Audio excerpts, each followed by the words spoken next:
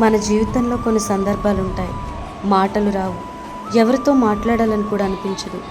మనసు ఎందుకో చాలా బరువుగా ఉంటుంది. కానీ ఆ బాధను ఎవరికీ చెప్పుకోలేకపోతాం. బయటకు చూస్తే మనం బాగానే ఉన్నట్టు కనిపిస్తాం, కానీ లోపల మాత్రం చాలా విరిగిపోతాం. నాకు కూడా అలాంటి రోజులు వచ్చాయి. చాలా బాధ ఉన్నా ఎవరితో చెప్పలేక లోపలే కుమిలిపోయాను.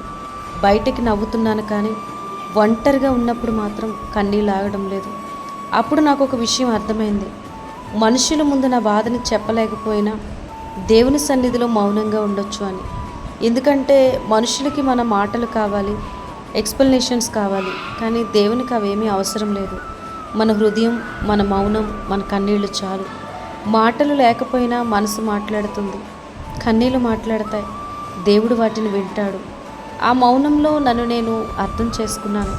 నా బాధని, భారాన్ని దేవునికి అప్పగించాను.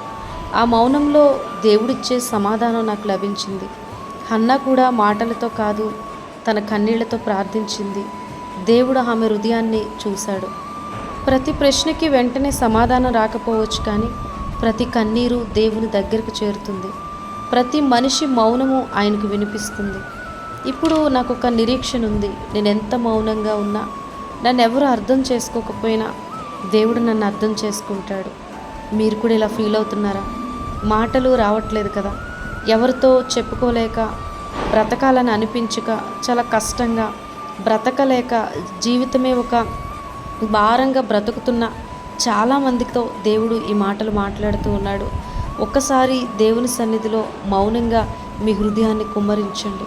ఆ మౌనంలో దేవుడు మనతో మాట్లాడడానికి ఆయన కొన్ని పరిస్థితులను తానే స్వయంగా మన దగ్గరకు అలౌ చేస్తున్నాడు. ఈ మౌనంలో సమాధానం ఉంటుంది, శాంతి ఉంటుంది, నెమ్మది ఉంటుంది. దేవుని యొక్క ప్రేమ, దేవుని సహవాసము మనకు అర్థం చేసేటువంటి ఒక శ్రేష్టమైనటువంటి సమయమే ఈ మౌనం. కాబట్టి దేవుని సన్నిధిలో హన్నా తన హృదయాన్ని కుమ్మరించినట్లు మన హృదయాన్ని దేవుని దగ్గర కుమ్మరిస్తే దేవుడు పరిస్థితులను, స్థితిగతులను, భవిష్యత్తును, ఆయన జీవితాలను కూడా మార్చేటువంటి శక్తిమంతుడు, గొప్ప దేవుడు మన పక్షాన ఉన్నాడు. మనం పోరాటం చేయలేకపోయినా, బలహీన పరిస్థితుల్లో ఉన్న దేవుడు మనల్ని విడిచిపెట్టాడు. అనుదినము ఆయనే మనలను సంరక్షిస్తూ, నడిపిస్తూ దేవుడు మన కొరకు ఉన్నతమైన ప్రణాళికను కలిగి ఉన్నాడు. కాబట్టి ఒక్కసారి దేవుని సన్నిధిలో నమ్మకముతో, విశ్వాసముతో ప్రార్థిద్దాం, దేవుణ్ణి వెంబడిద్దాం. ఖచ్చితంగా దేవుడు మన జీవితంలో గొప్ప కార్యాన్ని తగిన సమయంలో చేయునుగాక. ఆమేన్.